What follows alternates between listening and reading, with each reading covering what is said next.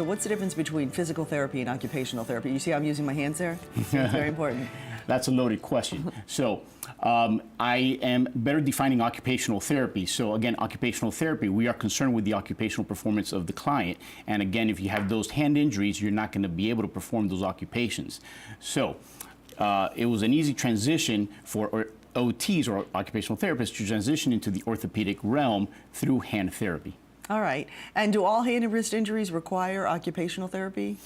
Not all hand wrist injuries do require occupational therapy. Many times I'll have the client come in, I'll assess them, I'll do the formal evaluation, and then I'll determine that they're not an appropriate candidate for skilled therapy, and I will then simply educate them, make sure that they have full understanding of the home exercise program, and then get them going to independence with that. So what does therapy look like? I mean, is it actual, move your hands like this? What does that look like? It is literally sitting at a table, okay, and you are discussing motions, you're discussing their limitations, how to get it better. We are sitting normally right across from each other.